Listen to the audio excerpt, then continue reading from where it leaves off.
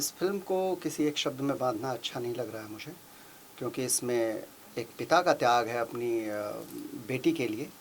और बेटी का पिता का त्याग बेटी के होने के बाद एक बेटी का त्याग अपने पिता के प्रति है। वो शायद रूपहले पर्दे पर अब से पहले ऐसा इमोशन नहीं देखा गया है, जो इमोशन बेटी नंबर वन के माध्यम से हम लोग दिखाने की कोशिश कर रहे हैं। मुझे अच्छे से याद है कि जब मैं बिटिया छठ माई की फ़िल्म कर रहा था और उस फ़िल्म को करने के बाद दर्शकों की जो प्रतिक्रिया मिली मुझे, जो प्रतिसाद मिला उन लोगों का, लोगों ने जो मुझे बधाई दिया उस रोल के लिए, वैसी फ़िल्म के लिए मुझे हौसला अफ़ज़ाई किया। उस समय मैंने सोचा कि कुछ और अलग करता हूँ मैं। तो वो 2018 में मैंने फ़िल्म बनाई थी बिटिया छठ माई के। मैंने सोचा कि बेटी के लिए हर साल कुछ ना कुछ करूँ। मैं एक बेटी का पिता हूँ और बड़ा इमोशनल एक कनेक्शन है अपनी बेटी से। सो मैंने कहा कि बिटिया छठ माई से कुछ ऊपर जा कर के मैं फ़िल्म बनाऊँ। तो मैंने एक कहानी लिखना शुरू किया जिसका नाम है बेटी नंबर वन। और इस कहानी में मेरा साथ बखूबी दिया एस.के. चौहान जी ने।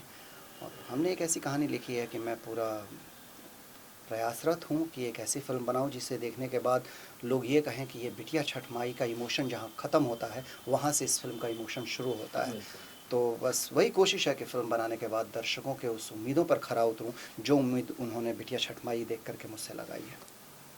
चूँकि दर्शक आपकी पहली फ़िल्म बेटी पे जो आपकी पहली फ़िल्म थी बिटिया छठी माई, लोगों ने देखा है, तो क्या कुछ अलग देखने को मिलेगा बेटी नंबर वन में, बिटिया छठी माई से? एकदम अलग है। उस फ़िल्म में एक पागल पिता रहता है जो खुद अपना ख़्याल नहीं रख सकता है, बट स्नेहवश वो किस तरीके से अपनी बेटी का ख़्याल रखता है, ये उस फ़िल्म की खूबसूरती थी।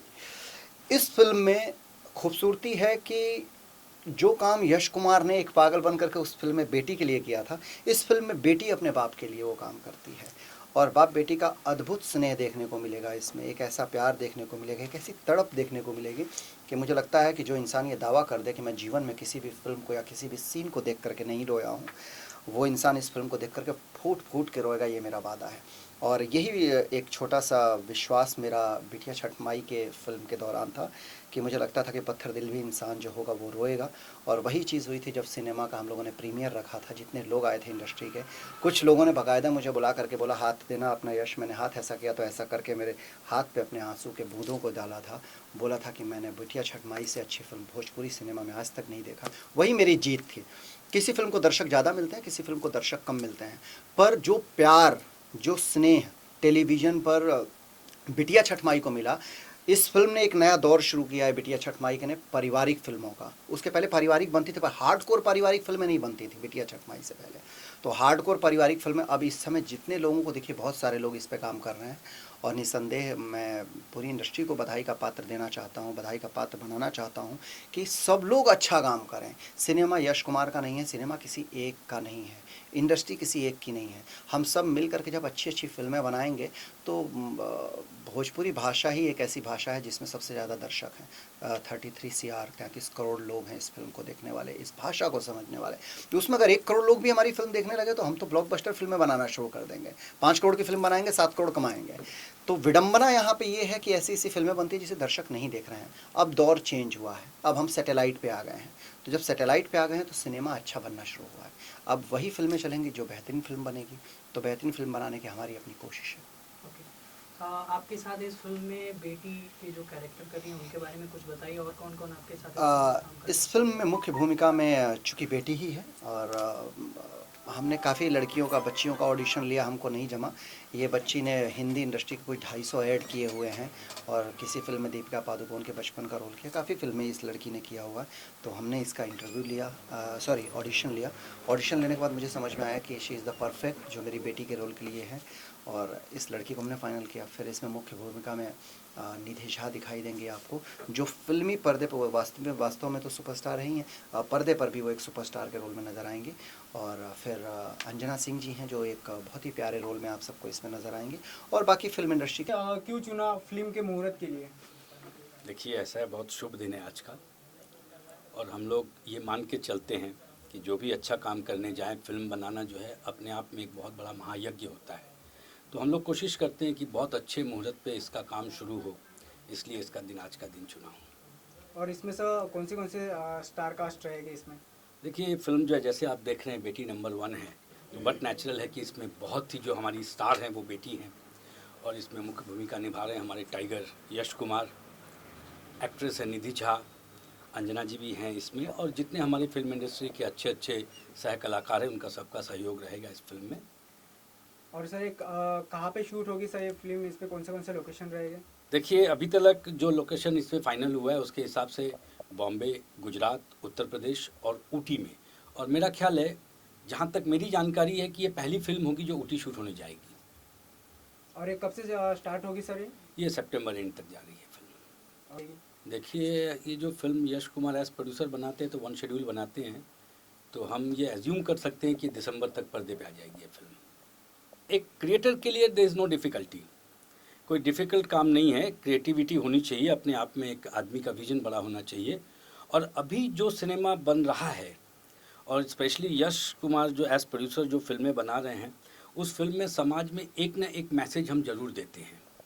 इसमें एक पिता और एक बेटी का कितना अच्छा रिलेशन हो सकता है, कितना मार्मिक हो सकता है, कितना टची रिलेशन होता है, उसकी बेस पे ये फिल्म है। बाकी सारी चीज़ें तो आप पर्दे पे देखेंगे। देखिए बेटी नंबर 1 के लिए यश भाई मेरे भोजपुरी इंडस्ट्री के सबसे पसंदीदा कलाकार हैं, और उनको बहुत बहुत शुभकामनाएं।